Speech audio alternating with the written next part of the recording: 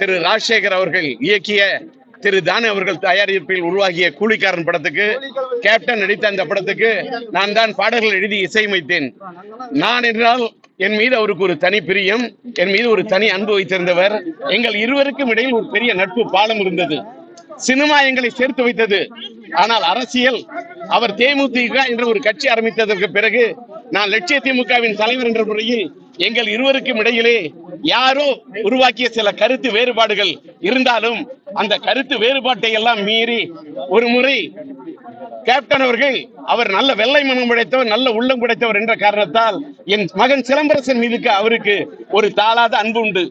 அவர் நடிகர் சங்கத்தின் தலைவராக இருந்த போது என் சிலம்பரசன் ஒரு வளர்ந்து வரக்கூடிய ஒரு லிட்டில் சூப்பர் ஸ்டாராக இருந்த அந்த பையனை தட்டி கொடுத்து வளர்த்தவர் கேப்டன் அவர்கள். அவர் நடிகர் சங்கத்தின் தலைவராக இருந்த போது எந்த நிகழ்ச்சி என்றாலும் அந்த நிகழ்ச்சியிலே சிலம்பு அழைத்து நடனமாடுவதாக இருக்கட்டும், சிலம்புக்கு அவர் முன்னுரிமை கொடுப்பதாக இருக்கட்டும், அவர் சிங்கப்பூருக்கு சிலம்பை அழைத்து சென்றால் கூட அங்கு சூப்பர் ஸ்டார் ரஜினிகாந்த் அவர்களை அவர் ஒப்பிட்டு சொல்லும் போது லிட்டில் சூப்பர் ஸ்டார் சிலம்பரசன் என்று சிலம்பரசனை எஸ்ஆரை பற்றி குறிப்பிடக்கூடிய அளவுக்கு ஒரு நல்ல மனம் படைத்தவர் அவர் கேப்டன். அது மட்டுமல்ல, சிலம்பரசன் நடித்த காதல் எழுவதில்லை படத்தை நான் தயாரித்து இயக்கிய போது அதன் தொடக்க விழாவுக்கு அவர் வந்தவர்.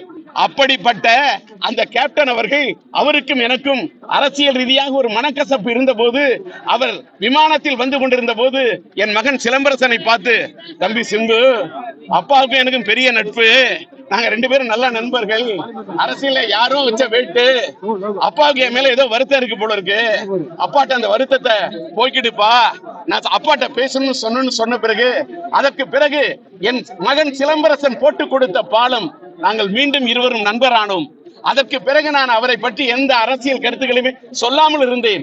ஆனால் இன்றைக்கு அவர் திடீரென்று மறைந்து விட்டார் என்ற செய்தி கேட்டவுடன் வெளிநாட்டில் இருந்து என் மகன் சிலம்பரசன் 3 முறை போன் செய்து, அப்பா நான் வெளிநாட்டுல இருக்கேன், 2 பிளைட் பிடிச்சு விமானம் பிடிச்சு நான் வரணும், வர முடியாத சூழ்நிலை இருக்குன்னு, அப்பா உங்களுடைய உடல்நிலை, நீங்க எங்கேயும் போறதில்ல, நீங்க போறது கஷ்டம், ஆனாலும் எனக்காக கேப்டனுக்கு மரியாதை செலுத்த, அந்த இறுதி மரியாதை செலுத்த நீங்கள் செல்ல வேண்டும் என்று சொன்னதற்காக இவ்வளவு கஷ்டப்பட்டு, ஆனால் அவர் கூலிக்காரன் படத்தின் வெற்றிக்காக வெற்றி மாலை வாங்கிய இந்த கரம் இன்றைக்கு இப்படி ஒரு மலர் மாலை வாங்கிய போது நான் என் கண்கள் கண்ணீரை சிந்தியது என்று சொன்னால் அவர் மீது எனக்கு உண்மையில் இருந்த பாசம், என் மகனுக்கு இருந்த பாசம். அதனால் அவருடைய ஆத்மா அவரை இழந்து வாடும் அவருடைய குடும்பத்தாருக்கும் அவருடைய ரசிகர்களுக்கும் தேமுதிக தொண்டர்களுக்கும் என்னுடைய ஆறுதலை தெரிவித்துக் கொள்கின்றேன். அவருடைய ஆத்மா சாந்தி அடைய வேண்டும் என்று எல்லாம் வல்ல இறைவனிடம் பிரார்த்திக்கின்றேன். நன்றி.